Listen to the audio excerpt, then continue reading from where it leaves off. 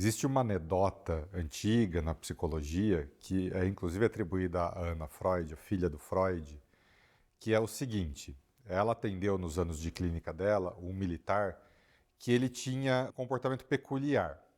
Ele morava a milhas de distância do seu vizinho mais próximo, de uma propriedade rural, super ali bucólica, e ele só conseguia dormir se todos os dias ele montasse a parte de cima da farda, com todas as medalhas, a gravata, o cap, tudo direitinho, subisse em cima da cama, batesse continência e cantasse a plenos pulmões o hino do seu país.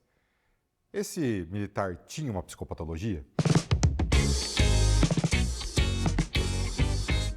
Olá pessoal, bem-vindo ao segundo episódio do Life Happens. E hoje a gente quer responder essa pergunta com vocês. E aí, diagnóstico, precisa?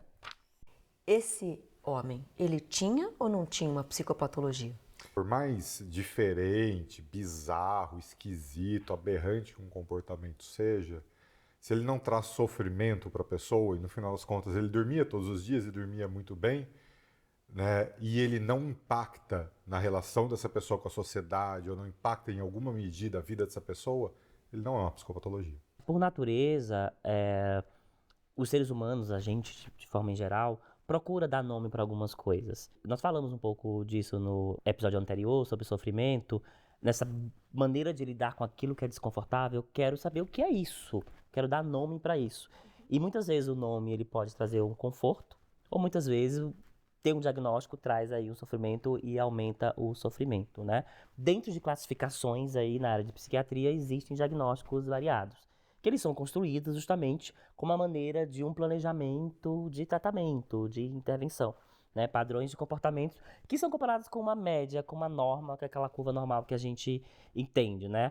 Que é derivado de pesquisa, discussões clínicas em geral, e o diagnóstico vem daí, dessa classificação, que serve aí de norte para um caminho de tratamento e pesquisa. Eu tenho uma opinião sobre diagnóstico. Eu acho que em alguns momentos, quando uma pessoa carrega um comportamento que ela não consegue identificar como, sei lá, comum, digamos assim, a grande maioria consegue fazer uma prova e eu tenho uma dificuldade, ou a grande maioria lida bem com esses barulhos que interrompem e eu tenho dificuldade. Isso faz todo o sentido num quadro, numa história de vida que a gente sabe que tem que ser olhada e vista. Esse diagnóstico, às vezes, ele vem como um alívio, porque a pessoa começa a entender algo do tipo, puxa, agora eu entendi o que acontece comigo, eu não sou, uma pessoa problemática e eu vou lidar com isso. Então eu acho que às vezes o diagnóstico ajuda muito. Nesse lugar, né, do diagnóstico como uma resposta para a pessoa, na minha prática, né, na minha experiência, eu encontro duas coisas importantes aí. Uma é quando ele tem um impacto positivo. Sim. E a pessoa entende, faz sentido. Nossa, eu sempre fui assim, isso é tal coisa, isso é outra coisa. No final das contas, né, como seres humanos, né, como um organismo verbal, né, com uma linguagem tão importante para a gente, dar nome às coisas é uma coisa fundamental, né? Mas tem também um lado pernicioso, que é quando o diagnóstico fica o lugar de justificativa para tudo. Exato. Né? Eu estava em uma discussão sobre um caso de TAB, né, de transtorno afetivo bipolar, onde é algum lugar ali até comum, de hora que o paciente tem esse diagnóstico, toda experiência de felicidade se torna euforia e toda experiência de tristeza se torna depressão. Uhum. Como se ele não fosse mais autorizado a ser feliz ou triste, né? Que é uma experiência comum a todos nós. Né? Seres humanos.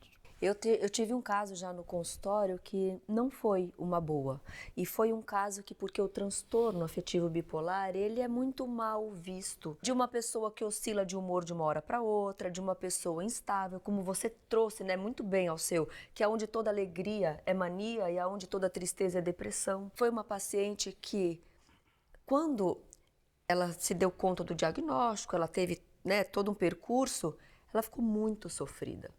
Porque, e foi engraçado a frase que ela trouxe, a frase era, nossa, mas eu conheço uma pessoa X na minha vida que é isso e é louco. E foi aí que eu parei e falei, vamos lá, não é sobre loucura, não é sobre isso. Vamos entender isso como um padrão, né, que se estabeleceu assim e que você pode lidar com isso. Imagina que a gente tem uma condição crônica. Quando você sabe que você tem diabetes, você vai lá e você aplica a insulina e você convive com aquilo de uma maneira bacana, né? Então, nesse ponto é bom. Agora, quando você não tem diabetes e você fala, me dá a insulina porque eu comi muito doce, sabe? Porque eu vou só aplicar em mim porque eu comi muito doce, isso não é legal. Quando o diagnóstico ele te leva a buscar uma estratégia, ferramentas, tratamento, né? Talvez você não possa viver uma vida exatamente da maneira como você queria, como te faria bem, ou como você imagina que faria bem. Ou você gostaria de viver uma vida normal e não pode, né? Quando você está buscando essas respostas, e aí no transtorno afetivo bipolar, nessa mesma discussão que eu referi antes, né? Estavam falando sobre, tem coisas que uma pessoa com transtorno bipolar não pode fazer, né? Talvez ela não deva ir na virada cultural e passar a madrugada na rua, porque pode ser um gatilho por uma virada, né, maníaca, Privação de sono, eufórica, ou essas hipomaníaca, coisas. e por aí vai, por conta da perda do sono. Quando o diagnóstico ele traz essa cara de cuidado, nossa, eu tenho isso e eu preciso olhar para isso daqui, isso daqui, isso daqui, e eu me autoconheço melhor dessa maneira e vou tomar esses cuidados, como um diabético faz, esse é um bom uso do diagnóstico. Faz uma diferença enorme na concepção de saúde mental. Eu vou na linha do Alceu porque eu lembro de alguns pacientes também com diagnóstico de transtorno afetivo bipolar e que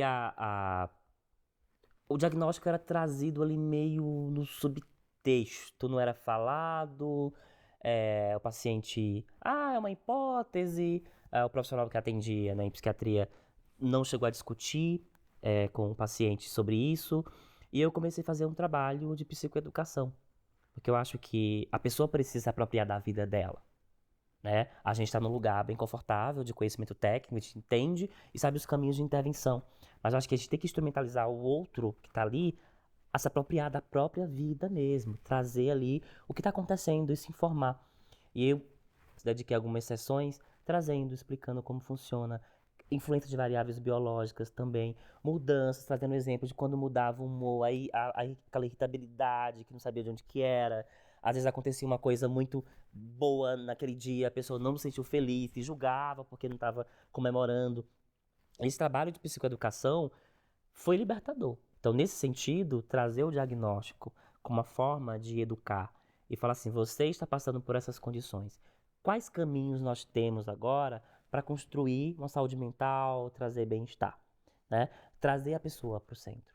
Porque quando o diagnóstico ele vem como tá aqui um crachá para você, você acabou de descobrir que você é o pontinho fora da curva, né? Ou tá aqui crachá para você, use esse crachá de carteirada em qualquer lugar que você passar, porque você tem diagnóstico.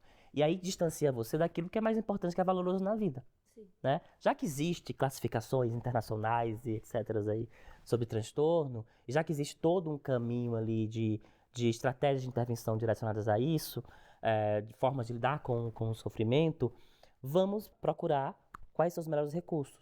Às vezes até brinco, né? O diagnóstico está no bolso e o diagnóstico está na palma da mão, né? Às vezes você tem um diagnóstico que ele serve para você e falar, ok, então vou buscar um tratamento com psiquiatra e psicoterapia, ou às vezes tá na palma da mão. Eu tenho isso, eu não consigo fazer as coisas, minha vida tá muito ruim. Ou então, eu sou assim porque eu tenho isso. Não fala comigo desse jeito porque eu tenho isso. Eu não consegui porque eu tenho esse diagnóstico. E aí muda um pouco a dimensão da vida da pessoa. Né? Tira ela do contato com aquilo que é importante, com aquilo que é relevante. E às vezes o diagnóstico dá esse carimbo, né? Dá esse lugar de proteção, né? Eu tô nessa caixinha, então eu não consigo fazer X, Y, Z. Né? E a gente tem que saber que essa proteção, ela pode não ser a melhor coisa para desenvolver habilidades na vida, apesar da dificuldade, né? Eu acho que a gente sabe que é difícil, Sim, concorda? sim. E Ninguém quer difícil, fazer, né? ninguém quer viver menos bem, digamos assim, do que o outro. A gente reconhece a dificuldade, mas acho que a gente também está aqui para fazer, né, um ponto do tipo, esse lugar seguro, ele pode ser confortável, mas acho que ele também priva de alguma maneira, né? Mais uma vez eu falo, a gente está num lugar muito confortável do outro lado da poltrona, né? A gente olha para aquilo e tá ali com teoria, técnica, o comprometimento mesmo profissional, mas a pessoa que tá ali sentindo, Quando ela fala assim, comigo não funciona, eu não consigo, qual a mensagem que tá aí quando ela fala assim, Quando você traz aí o outro lado da poltrona, tem uma coisa muito importante aí, né? Que a pessoa tá sendo sincera. Quando ela tá naquele lugar de eu não consigo, né? Isso para mim funciona desse jeito, eu sou incapaz. Mas do lado de cada poltrona, nossa tarefa, né? Nossa função é acreditar que não. É acreditar que ela é capaz. Sim, talvez um dia ela consiga. Talvez ela não consiga ter uma remissão completa daqueles sintomas todos e daquele transtorno. Mas alguma coisa ela consegue. E a função do psicoterapeuta num transtorno mental que está muito enraizado, né, que está muito ali, né, encravado na vida da pessoa, é acreditar que ela pode algo diferente. já começa a entender o que ela quer dizer. Muitas vezes eu não consigo, dói muito fazer isso. O paciente tem sempre a razão, no sentido de que o que acontece com ele ali, o que ele sente ali, é o que deveria acontecer, é o que ele deveria sentir naquelas condições que estão acontecendo. Então, o que ele te traz ali é o que ele te traz, é a verdade. Cabe a gente interpretar. E se eu não consigo, dói muito, é difícil, eu já cansei de tentar, eu quero uma solução agora pronta, por favor, me dê. Ou, não, vamos pro próximo, que eu não quero nem pensar nessa proposta que você me trouxe. Isso é uma coisa que eu sempre falo no consultório, né? A maneira como você se sentiu no contexto que você estava, está sempre certo. Claro, sempre certo. Sempre certo. Bom, para isso a gente precisa, do lado de cá, né, da poltrona, criar uma relação real, verdadeira, respeitosa, para a gente ir abarcando essa experiência toda do nosso paciente, e então a gente vai vivenciando isso para ver quando o diagnóstico de fato vai ser benéfico e quando, na verdade, a gente pode descrever em padrões comportamentais que vai ser talvez mais produtivo para esse paciente. O objetivo, a finalidade, não é um diagnóstico por si só. Não é o que vai encerrar o trabalho. Ele é um pedaço, uma parte ali do trabalho. É muito importante, né, a gente saber muito quando usar o diagnóstico em prol do tratamento do paciente, né? Sempre tudo que acontece ali, né, tem que favorecer o tratamento. E aí a gente precisa olhar para algumas características do paciente, alguns comportamentos mais centrais do paciente, alguns padrões mais recorrentes. Então, por exemplo, para pessoas que são verbalmente muito controladas, né? E isso é o termo técnico para dizer que as pessoas seguem muito regras, são muito rígidas, o negócio é assim, não pode ser de outra maneira, né? Ele tem essa cara e não pode ser diferente. São aquelas pessoas que têm muitas certezas das coisas. Talvez aí você precise ter um pouco de cuidado. Aí talvez usar a classificação, né? Colocar num objeto diagnóstico ali, numa categoria, não seja tanto uma boa ideia, porque é uma pessoa que talvez tenda mais a se apegar a isso. Outro caso que eu penso também é aquela pessoa muito poliqueixosa, né? Aquela pessoa que nada tá muito bom, sempre tá ruim, nunca tá legal, todo mundo me magoa, né? Aquela coisa sempre meio para baixo, meio pessimistona, né? Talvez também não seja uma boa ideia você usar o diagnóstico. Mas aquela pessoa que você olha e ela se compromete, né? E aí pro psicoterapeuta, né, sempre tem aquela figura, né? E na verdade, para todo profissional de saúde, tem aquela figura da adesão. Aquele paciente que está aderido ao processo, que ele comprou a ideia, que ele está super proativo, que vocês discutem coisas durante a sessão, né? E ele sai lá durante a semana dele, faz, muda a maneira como pensa, muda a maneira como olha para o mundo, como percebe a vida e traz para você essas mudanças de forma recorrente, eles talvez façam um ótimo uso de um diagnóstico, se tiver. E você sabe que tem um outro ponto que eu vivenciei quando eu fazia um trabalho voluntário no hospital, que era o múltiplo diagnóstico. Então, quando as pessoas tinham vários diagnósticos, isso gerava um mal-estar tão grande, é tão sério, né? E o curioso é que elas sempre se agarravam em um que fazia mais sentido, por alguma razão. Mas isso trazia muita sensação de tipo, quase que eu sou inteiro quebrado, sabe? Como se tudo em mim tivesse feio, tivesse ruim. Nós, profissionais de saúde, nós temos que ter muita cautela. O que sobra para a pessoa que está ali é uma sensação de desamparo, né? Uma sensação de, então eu não vou mais tentar, eu desisto. Sim. As pessoas cansam, né? E eu acho que aqui tá, né? A nossa função é não desistir das pessoas e não deixarem que esse cansaço tire essas pessoas de se tratarem, de melhorarem de vida, essa esperança de que vai melhorar. As pessoas muitas vezes esperam um diagnóstico ou alguns sinais para procurar auxílio de um profissional, né? De um psicoterapeuta, enfim. E acho que é importante destacar que a saúde mental a gente se constrói no dia a dia. Às vezes até você parar 5 minutinhos para tomar uma xícara de café, em casa, no trabalho, ali é investir em saúde mental, né? Se há algum tipo de desconforto, alguma situação que você não consegue lidar, que está gerando ali sofrimento, acho que não esperar coisa, né, tomar uma dimensão muito grande e esperar ter um diagnóstico ou fazer algum teste que tem milhares aí na internet.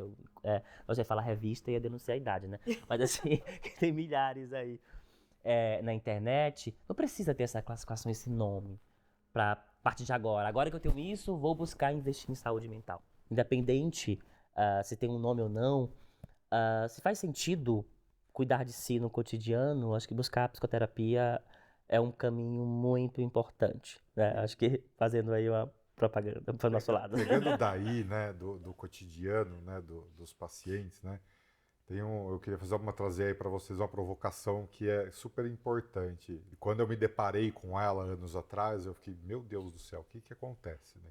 O que fazer então, né? Que é o seguinte, tem um pesquisador suíço, o professor Wolf Rosler, ele produz muito trabalho sobre estigma, né? E estigma da saúde mental, ele justamente está relacionado ao diagnóstico, que é a partir do momento que você tem um diagnóstico, como é que as pessoas na sociedade, como é que a cultura te enxerga, né?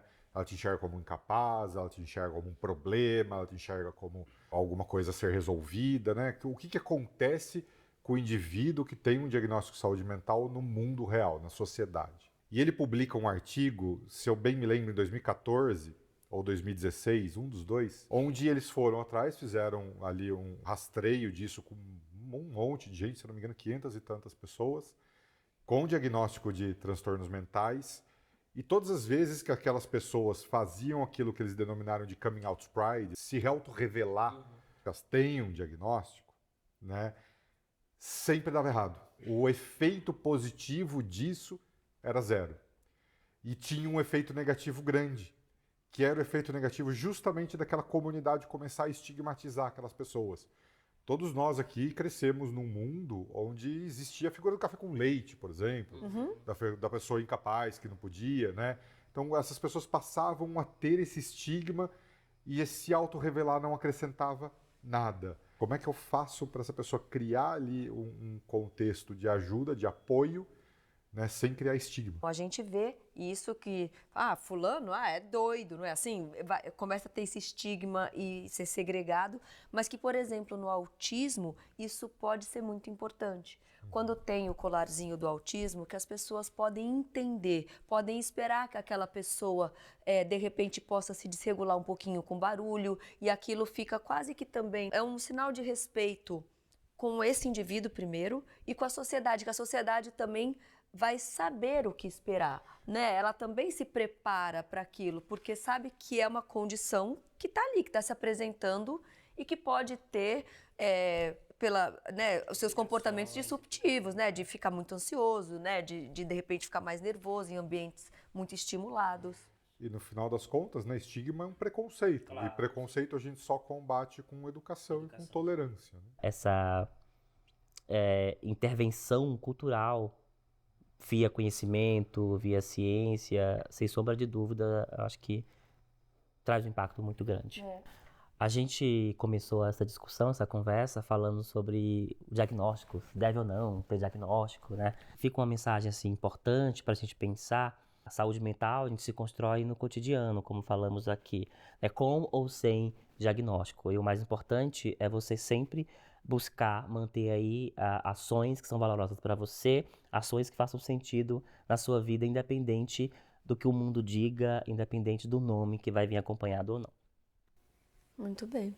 Precisamos fazer um podcast de ações valorosas. Eu acho. Também. Porque isso é muito legal, né?